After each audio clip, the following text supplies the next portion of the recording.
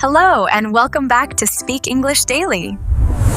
Hi, everyone. We are very happy to see you here today.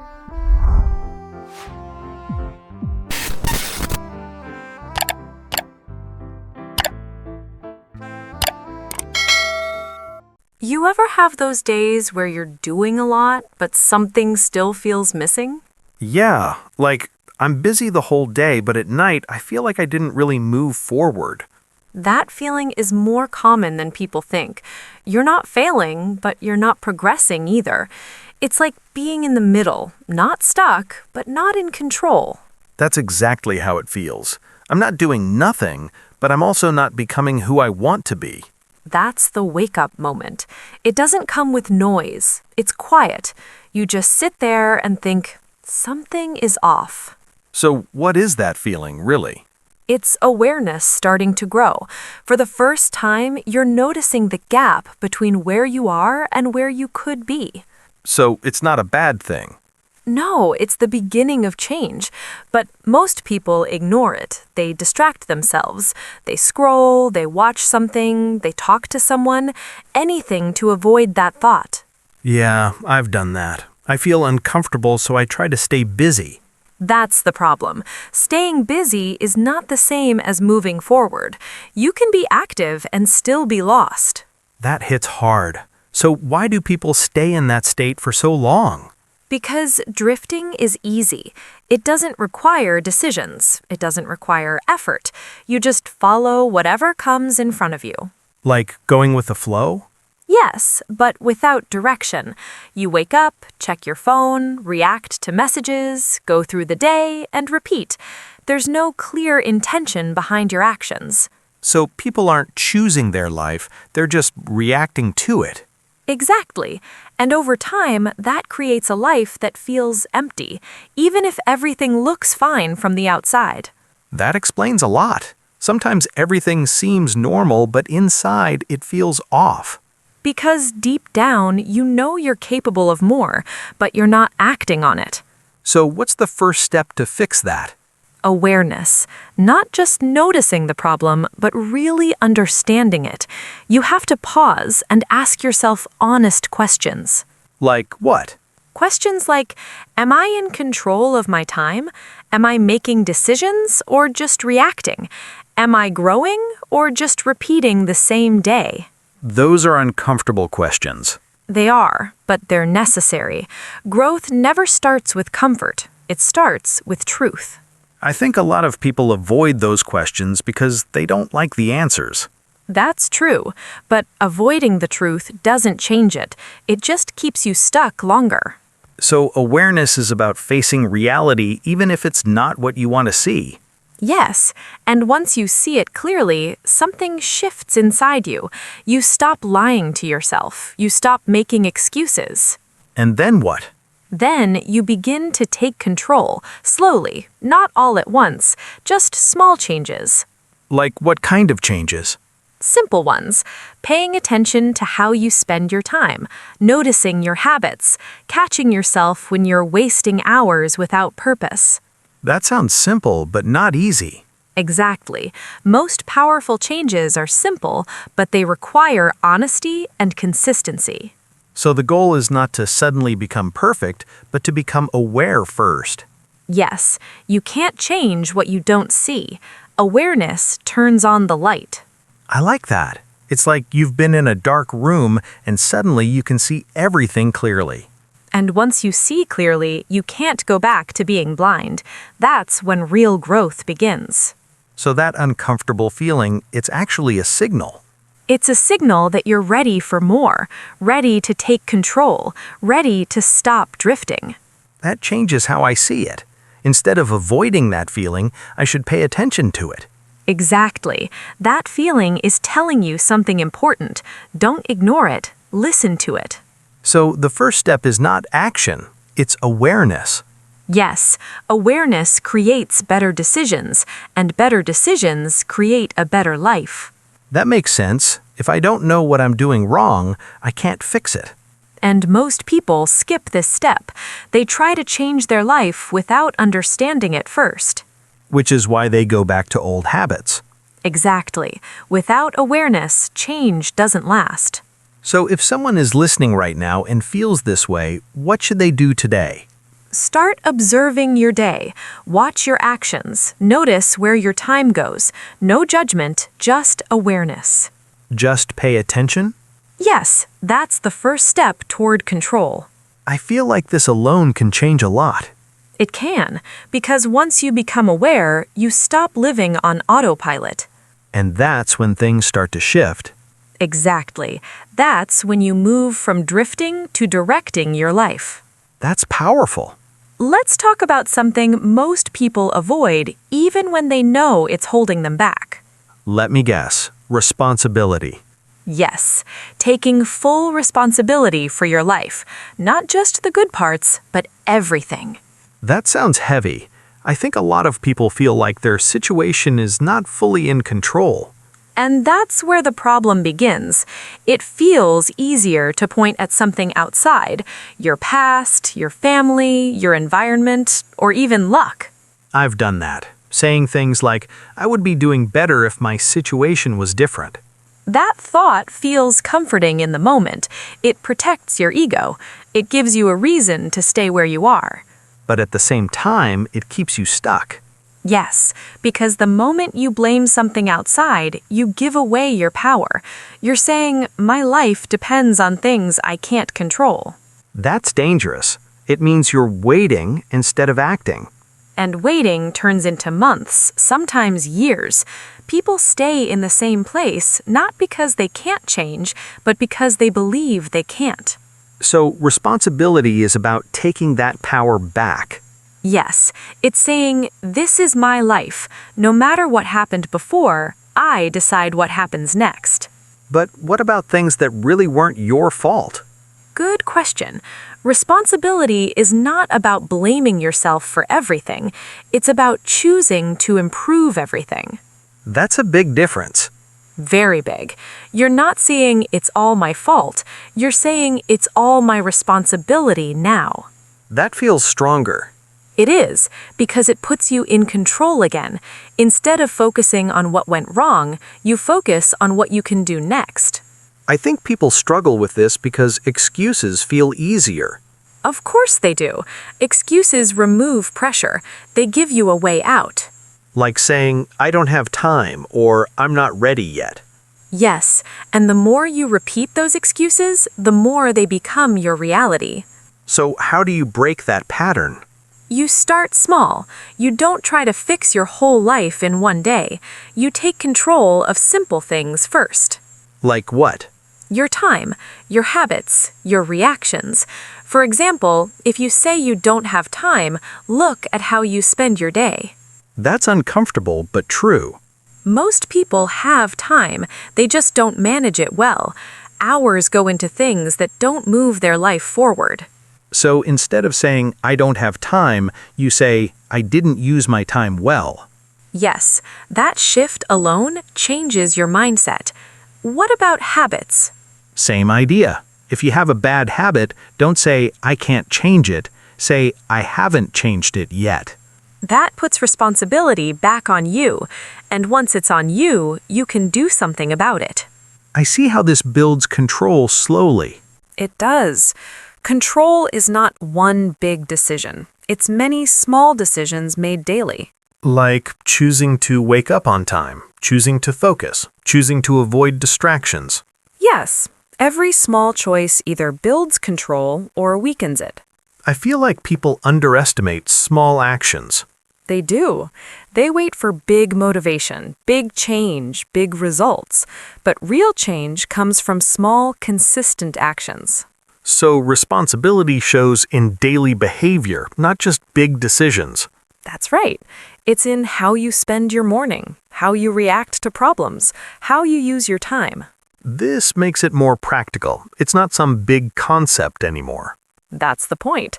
Responsibility is not just a mindset, it's a way of living. And excuses are just a way of avoiding that. Yes. Every excuse you make is a step away from control. That's a strong way to look at it.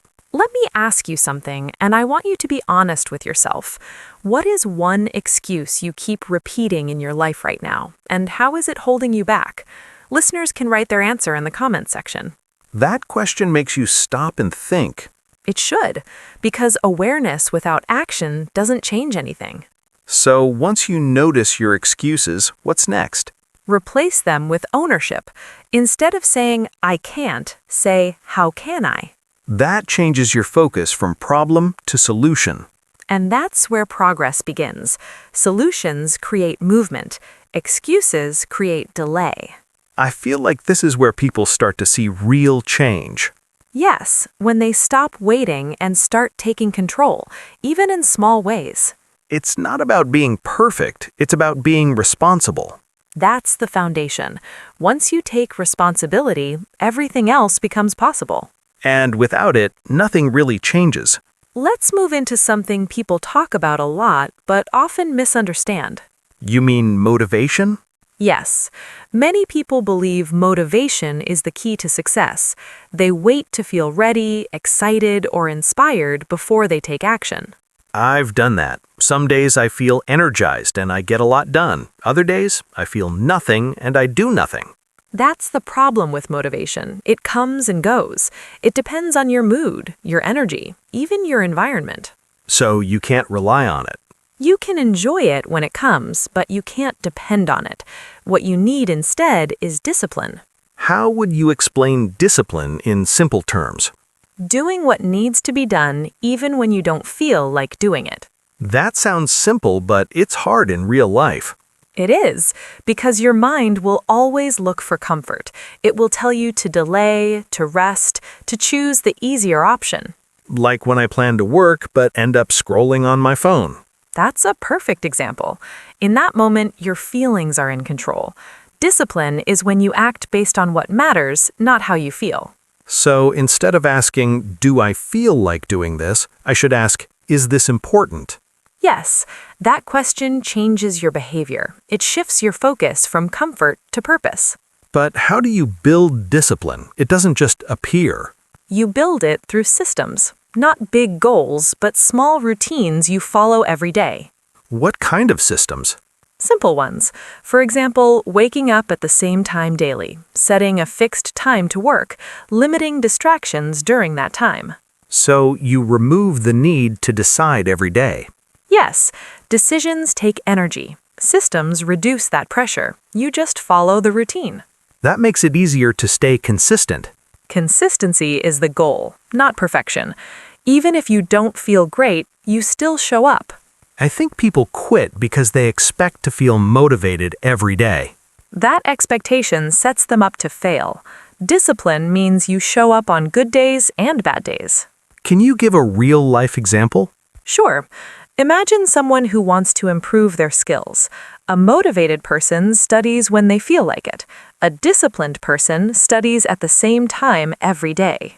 Even when they're tired? Yes, not with full energy every time, but they still do it. Over time, that effort builds results. So discipline creates progress even when motivation is low. That's the power of it. Small actions repeated daily become habits. And habits shape your life. They do. Your daily actions decide your future, not your occasional effort. That makes me think about my routine. It's not very consistent. That's where you start. Look at your day, identify 1 or 2 habits you can fix. Like setting a fixed time to work? Yes, or even starting with something simple, like reducing time on distractions. That feels manageable. It should be. Discipline grows step by step. You don't change everything at once. So it's not about doing more, it's about doing things better and consistently. That's right. Once your actions become automatic, progress becomes natural. I can see how that builds confidence too. It does, because you start trusting yourself. You do what you say you will do. That's powerful. Now let's talk about something that often breaks discipline: your mind. You mean emotions? Yes, emotions, fear, and overthinking. These are the things that can stop you even when you have a plan. I've noticed that. Sometimes I know what to do, but I still don't do it. That's because your emotions take control. You feel tired, stressed, or unsure, and you stop. So, how do you handle that? You learn to pause. Instead of reacting immediately, you take a moment. What does that change? It gives you space to think. Most bad decisions happen when people react without thinking. Like saying something in anger? Yes, or quitting something too early, or avoiding something because of fear. Fear is a big one. It stops people from trying. Fear is natural. Everyone feels it. The difference is how you respond to it. Some people avoid it and others face it. And growth only happens when you face it, not when you feel ready, but when you act despite the fear. That's hard, though. It is, but every time you face fear, it becomes weaker. And your confidence grows. Yes, confidence is built through action, not thinking. That brings us to overthinking. Overthinking is when you stay in your head too long. You analyze, you doubt, you delay. I do that a lot. I think about something so much that I never start. That's common, but thinking without action creates stress, not progress. So, what's the solution? Set a limit. Think for a short time, then act, even if the action is small. So, action breaks overthinking. Yes, action creates clarity. Waiting creates confusion. I like that. It feels practical. It is, and it connects back to discipline. You act based on what matters, not what you feel. So, emotional control is not about ignoring feelings. No, it's about not letting them control your decisions. That's a big difference. You can feel fear and still act. You can feel tired and still show up. That's real strength. Strength is not loud. It's quiet control over your thoughts and actions. So, when something happens, instead of reacting, I should pause and respond. Yes, that one habit can change your life. Because it gives you control in the moment. And those moments shape your future. This connects everything: discipline, emotions, fear, all of it. It does. When you control your actions daily and your reactions in difficult moments, you become stronger. And that strength builds over time. Slowly but surely. I can see how this creates a different kind of life. One where you are in control, not your feelings, not your fears. That's the goal. Let's talk about something that quietly shapes your whole life, your identity. Identity sounds big. What do you mean by that? It's how you see yourself and how you treat yourself. That decides how others treat you too. So it's not just confidence. Confidence is part of it, but it goes deeper. It starts with self-respect. How would you define self-respect in simple terms? Knowing your value and acting like it, not just thinking it, but showing it through your behavior. I think many people say they respect themselves, but their actions don't show it. That's very common. For example, saying yes to things you don't want to do just to please others. Yeah, that happens a lot. You don't want to disappoint people. But in that process, you disappoint yourself. That's true. So saying no is part of self-respect? A big part. When you say no to things that don't align with your goals or values, you protect your time and energy. But saying no feels uncomfortable. It does at first, because you're used to seeking approval. That's another problem, wanting validation from others. Yes, when your decisions depend on what others think, you lose control over your life. Like doing things just to be liked. Or changing your behavior to fit in. Over time, you stop being yourself. So how do you break that? You start making decisions based on what is right for you, not what gets approval. That sounds simple, but it takes courage. It does, because not everyone will agree with you. Some people may not like your boundaries. Boundaries are another important part, right? Yes, boundaries define what you accept and what you don't. Can you give an example? If someone wastes your time repeatedly, a boundary is limiting access to your time. Instead of just tolerating it. Yes, tolerating everything weakens your self-respect. I think people confuse being kind with allowing everything. That's a mistake. You can be respectful and still protect your space.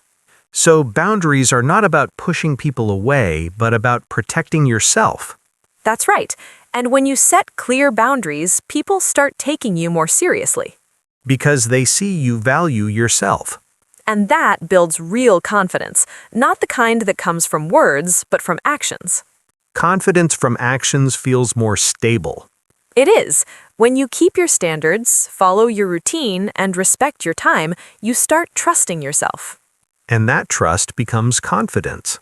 Yes, you don't need constant approval anymore. You know who you are. That sounds like freedom. It is. Freedom from trying to please everyone. I feel like this alone can change how someone lives. It can, but identity is also shaped by your environment. You mean the people around you?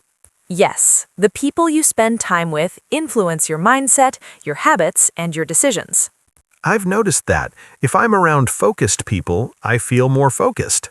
That's not a coincidence. Energy is contagious, so choosing the right people is important. Very important. If you surround yourself with negative or lazy people, it becomes normal for you. And that limits your growth. It does. But when you are around people who are disciplined and driven, it pushes you to improve. So your circle can either lift you up or hold you back.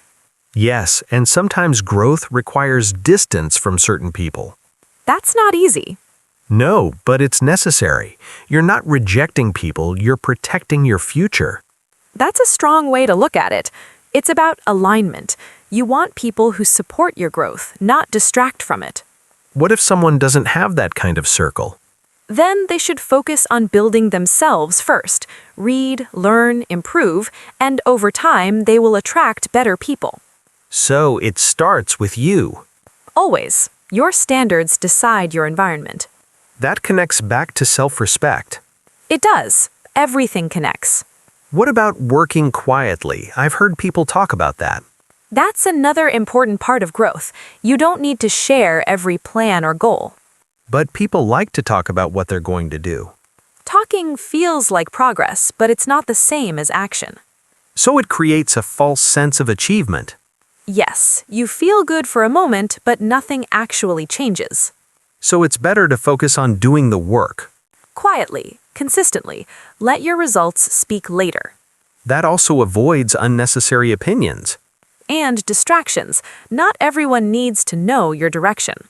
That makes sense. Growth also comes with struggle. Many people expect progress to feel comfortable. But it rarely does. It doesn't. You will feel tired, frustrated, even doubtful at times. That's when most people quit. Yes, they think something is wrong because it feels hard. But difficulty is part of the process. It's a sign that you're pushing your limits. That's where growth happens. So instead of avoiding struggle, you accept it. You accept it and learn from it. Every challenge teaches you something. That changes your perspective. It does. Instead of asking, why is this happening to me, you ask, what can I learn from this? That's a powerful shift. And it leads to continuous improvement. Meaning you never stop working on yourself. Yes, growth is not a one-time effort, it's a lifestyle. Small improvements every day. That's the goal. You don't need to be perfect, you just need to be better than yesterday. That feels achievable. It is, and over time, those small improvements create a completely different version of you. I like that. It makes growth feel real, not overwhelming. That's how it should feel. Simple, consistent, and focused. This ties everything together: identity, people, habits, growth. It all works as one system, And if you get it right, your whole life changes. step by step. That's a strong way to build yourself. Before we end, I want you to pause for a moment. Pause and think. Yes, not about what you heard, but about your own life. That's important. It's easy to listen and then move on. That's what most people do. They listen, they agree, and then nothing changes. So this is where it becomes real. Yes. Let me ask you something simple but powerful. Who are you becoming? That hits differently. Because it forces you to look at your direction, not just your situation. Meaning it's not about where you are today, but where you're heading. Exactly. Your daily actions, your habits, your decisions, they are shaping that person. So even small choices matter. They matter more than you think. The way you spend your time, the way you respond to challenges, the way you treat yourself, it all adds up. I think people wait for a big moment to change. But change doesn't come from one big moment. It comes from small decisions repeated daily. So if someone wants a different life, they need different actions. Yes, and it starts with awareness, then responsibility, then discipline, then growth. Everything we talked about connects here. It does. This is not about becoming perfect, it's about becoming better. Step by step. Every day is a chance to improve. Even a small step counts. And over time, those small steps create a big change. One day, you'll look at yourself and realize you're not the same person anymore. In a good way. In a strong way, a more focused, more disciplined, more confident version of yourself. That's the goal. And no one else can do that for you. No one else can build that life for you. It's your responsibility. Your effort, your decisions, your consistency. I like that. It puts the power back in your hands. That's where it belongs. So if someone is listening right now, what should they do after this? Start small. Pick one thing, one habit, one change, and commit to it. Not everything at once. No, just one step, but take it seriously. And stay consistent. That's what creates real results. This has been a powerful conversation. And it's just the beginning. Your growth starts when this ends. So don't just listen, apply. If this helped you, share it with someone who needs it. And let us know your thoughts. You're listening to Speak English Daily. Keep learning, keep growing, and keep moving forward.